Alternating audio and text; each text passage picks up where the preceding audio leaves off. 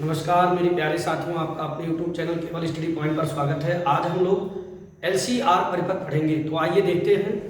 LCR परिपथ एक ऐसा परिपथ होता है जिसमें प्रत्यावर्ती धारा स्रोत के साथ श्रेणी क्रम में L प्रेरक L और धारिता C तथा प्रतिरोध R श्रेणी क्रम में जोड़ते हैं। जैसा कि चित्र में आप लोग देख रहे हैं, ये आपकी प्रत्यावर्ती धारा है और ये धारा का तात्कालिक वोल्टेज है।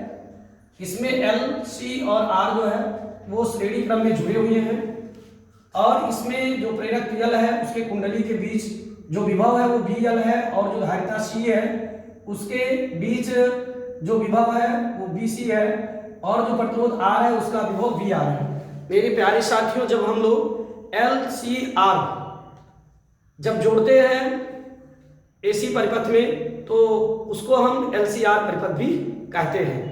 अब मामला यह है कि जब हम लोग शुद्ध प्रेरक L जोड़ देते हैं AC परिपथ में तो जो हमारी धारा I होती है और विभव O होता है, मतलब V होता है, धारा I और विभव V, जो विभव V होती है उसमें 90 अंश का कलांतर होता है। मतलब जब हम लोग L जोड़ते हैं तो धारा से 90 अंश अग्रगामी होता है वोल्टेज। ये हम लोग पीछे पढ़ चुके हैं। अगर आपने अभी तक वो वीडियो नहीं देखा है तो आई बटन पर क्लिक करके या प्लेलिस्ट में जा करके उस वीडियो को आप लोग देख सकते हैं। तो क्या होती है कि जब L जोड़ते हैं तो धारा जो है 90 अंश पीछे होती है और ये लीडिंग में होती है, जो आपकी विभव होती है 90 अंश आगे होती है। इसी प्रकार जब हम किसी AC परिपथ में C जोड़ते हैं तो ये इसकी जो विभव होती है C जोड़ने से जो वोल्टेज होता है VC वो 90 अंश क्या होता है, हमारा धारा से पश्चगामी होता है, लैगिंग में होता है। ये जैसा कि ये चित्र हम लोग देख रहे हैं, इसमें तीनों जोड़ा गया है आपकी जो। और जब हम शुद्ध प्रतिरोध R जोड़ते हैं AC परिपथ में तो धारा मतलब I और रेसिस्टेंट R दोनों मतलब विभव VR दोनों एक साथ साथ चलते हैं। मतलब इसमें कलांतर जो है वो जीरो होता है, कलांतर कुछ भी नहीं होता है। लेकिन जब हम प्रेरक L जोड़ते हैं AC परिपथ में तो फिर क्या होती है कि जो वोल्टेज होती है वो 90 अंश अग्रगामी होती है धारा से। लेकिन जब हम धारिता C जोड़ते हैं तो उसकी जो विभव होती है धारिता के अंदर वो क्या होती है, 90 अंश पश्चगामी होती है, जैसा कि चित्र में आप लोग देख पा रहे हैं। ये अब इसमें हम लोगों ने मान लिया है कि जो आपकी VL है, मतलब जो प्रेरक के सिरों के बीच में विभव है वो ज्यादा है किससे, BC से।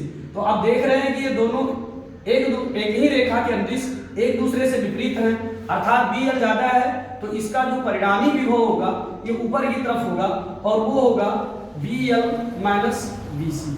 अब ये वाला जो है निरस्त हो गया, इसका काम खत्म हो गया। अब हमारे पास VL माइनस BC ये जो ऊपर की तरफ लग रहा है यूं मान सकते हैं हम लोग, ये VL माइनस BC जो ऊपर की तरफ लग रहा है और एक आपके पास VR है। अब इनका परिणामी क्या होगा, परिणामी विभव क्या होगा, उसके लिए जब हम लोग देखेंगे तो ये इसके बीच में हाई अंश के कलांतर पर परिणामी विभव लेते हैं। ठीक, तो अब हम लोग क्या देखेंगे, इस प्रकार की सर्किट जब बनाएंगे तो ये चीज इसी चीज को यहां भी हम लोग मान सकते हैं।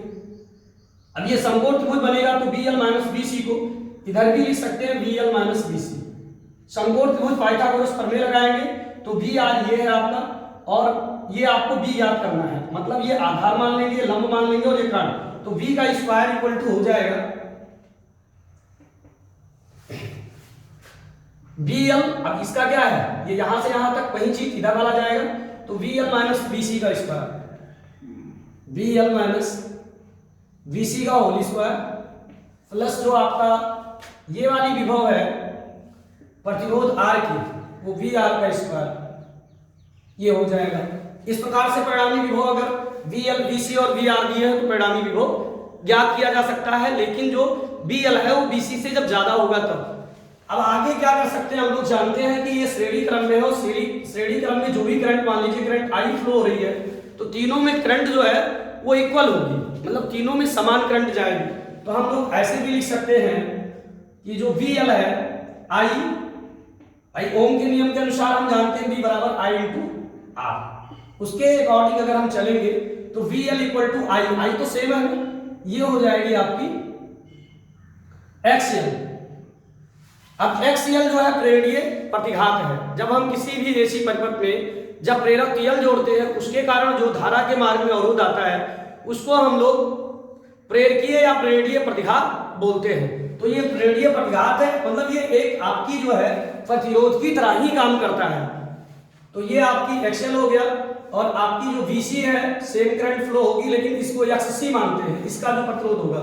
और BR इक्वल टू हमारा हो जाएगा I, उसके बाद में R, क्योंकि जब शुद्ध प्रतिरोध R जोड़ेंगे तो उसका प्रतिरोध जो होगा वो R ही होगा। अब इन सारे मानों को उठा के इसमें रखेंगे तो B स्क्वायर इक्वल टू आपका BL की जगह पे IXL माइनस IXC का होल स्क्वायर प्लस BR की जगह पे I इंटू R का होल स्क्वायर। अब हम लोग देख I इंटू R का होल स्क्वायर होगा।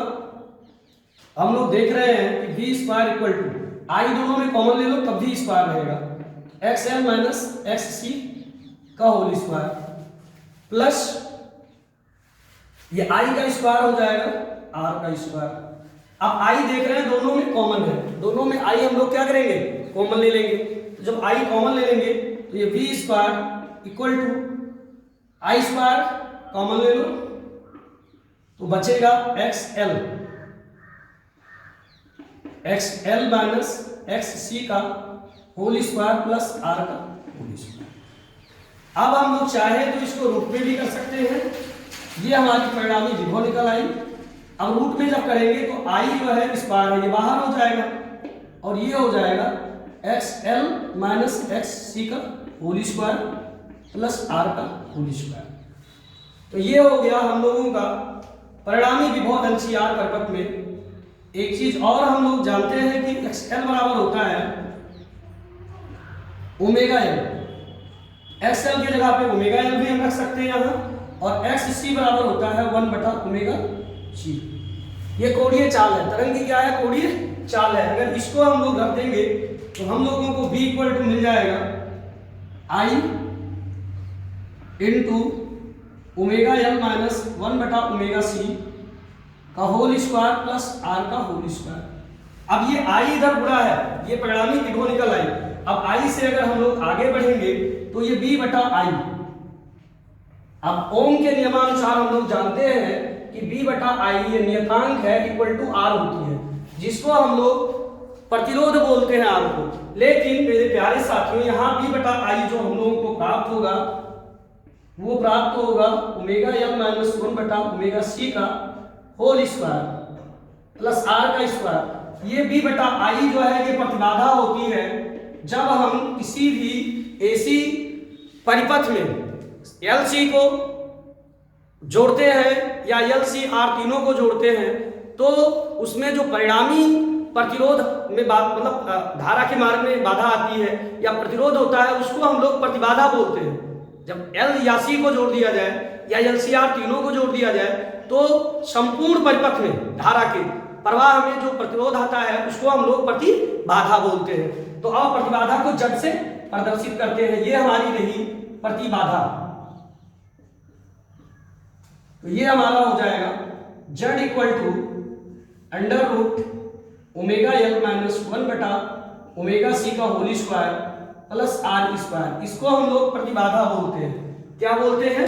प्रतिबाधा बोलते हैं। मेरे प्यारे साथियों एक बार फिर से इसे कंटिन्यू करेंगे। देखिए ये हमारी LCR परिपथ है। LCR परिपथ एक ऐसा परिपथ होता है जिसमें जो प्रत्यावर्ती धारा परिपथ होती है उसमें श्रेणी क्रम में हम L प्रेरक L और धारिता C तथा प्रतिरोध R तीनों एक साथ जोड़ देते हैं। जब तीनों एक साथ जोड़ते हैं तो क्या होती है, जो आपकी प्रेरक के सिरों के बीच विभव है वो धारा से 90 अंश मतलब अग्रगामी होती है, और जो धारिता के सिरों के बीच विभव है वो धारा से इस परिपथ में जो धारा बहती है उससे 90 अंश क्या होती है, पश्चगामी होती है। अगर B, अब देखिए ये दोनों एक ही रेखा में है, BL और BC एक दूसरे के अपोजिट डायरेक्शन में है और एक ही रेखा के बीच से अगर BL ज्यादा है तो अब भाई किधर प्रभावी होगी विभव, ऊपर की तरफ विभव प्रभावी होगी। तो BL में से BC घटा देंगे, जो बचेगा वो इसका विभव हो जाएगा। और ये हमारी जो प्रतिरोध लगी है उसका विभव BR है। अब इन दोनों का परिणामी क्या होगा, तो ये बीच में मान लिया फाई अंश पर होगा। परिणामी क्या होगा, फाई अंश पर होगा, तो परिणामी जो फाई अंश पर होगा वो बी होगा। अब हम लोग इस चीज को यहाँ भी ले सकते हैं, तो एक समकोण त्रिभुज बनेगा यहाँ। तो समकोण त्रिभुज में ये आपकी आधार, ये कर्ण होगी, कर्ण का वर्ग, आधार का वर्ग और लंब का वर्ग के योग के बराबर हो जाएगा ये। तो B square B L minus B C का whole square plus B R का स्क्वायर। अब हम लोग जानते हैं B equal to I into R होती है। आई परिपथ में प्रवाहित धारा है और आर जो है वो प्रतिरोध है। तो अब हम लोग क्या देखते हैं कि बी एल इक्वल टू हो गया आई एक्सएल। एक्सएल प्रेरणीय प्रतिघात है, विरक्षी घातीय प्रतिघात है, मतलब ये एक प्रतिरोध ही है, लेकिन जो प्रेरक के कारण होता है उसे प्रेरणीय प्रतिघात और जो धारिता के कारण होता है उसे धात्रीय प्रतिघात कहते हैं। तो ये हो गया। उसके बाद में इस मान को bl की जगह रख दिए तो ix और ये bc की जगह ix की स्क्वायर किए, आई स्क्वायर निकाल लिए तो उसका भी स्क्वायर कॉमन, दोनों में आई स्क्वायर निकाल लिए तो ये आई आ गया। अगर इधर स्क्वायर है रूट हो जाएगा तो आई पर स्क्वायर रूट हट जाएगा, इधर आ गया तो ये परिणामी विभव हो गया। लेकिन xl बराबर ओमेगा l होती है, l प्रेरक है और ओमेगा जो है ये तरंग की कोणीय चाल है, ऐसे ओमेगा c xc बराबर होती है, यहाँ मान रख दिए तो ये भी परिणामी विभव प्राप्त हुई। अब क्या है, आई इधर गुणा है, इधर आई भाग कर लिए, b बटा आई बराबर हम लोग जानते हैं r होता है। क्या होता है, r होता है। लेकिन जब हम प्रेरक L, धारिता C तथा प्रतिरोध R को एक साथ जोड़ते हैं, LCR परिपथ बनाते हैं, तो धारा के मार्ग में संपूर्ण या इन तीनों के द्वारा LC और R के द्वारा जो बाधा उत्पन्न की जाती है उसको हम लोग बोलते हैं प्रतिबाधा और इसको Z से डिनोट करते हैं। तो B बटा आई इक्वल टू Z लिख दिए तो ये हमारी प्रतिबाधा हो गई। अब हम लोग मानते हैं कि ये जो हमारी विभव आई है उसमें मतलब जो परिणामी विभव और धारा में जो कलांतर है tan फाई, तो tan फाई बराबर क्या हो जाएगा, हम लोगों का फाई याद करेंगे तो ये लंब बटा आधार, लंब आपकी क्या है bl माइनस bc अपन आधार हमारी क्या है ये वाली br, ऐसे निकाल सकते हैं या हम इसको ऐसे भी लिख सकते हैं, bl के जगह पे ixl रख सकते हैं, तो ixl रखेंगे माइनस ixc बटा ir, यहाँ पीछे मान चुके हम लोग, इसमें i कॉमन ले लेंगे तो i ये xl बचेगा माइनस xc बटा ir, i से i को हम लोग कैंसिल कर देंगे तो हमारा tan फाई इक्वल टू बच जाएगा xl माइनस xc बटा r, या फिर हम लोग xl के जगह पे क्या लिख सकते हैं, ओमेगा l माइनस 1 बटा ओमेगा c बटा r, ये भी आपका कलांतर निकालने का फार्मूला बन जाएगा। मेरे प्यारे साथियों इसका स्क्रीनशॉट लीजिए, फिर आगे बढ़ते हैं।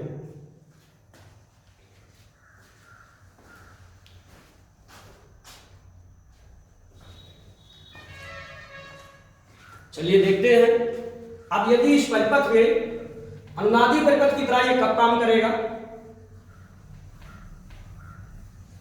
चलो अनुनादी परिपथ की तरह LCR परिपथ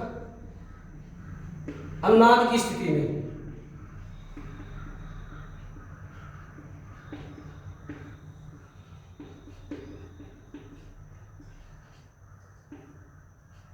इसमें क्या होता है कि जो XL है और XL बराबर हो जाता है XC के, तब इसको अनुनादी स्थिति कहा जाता है।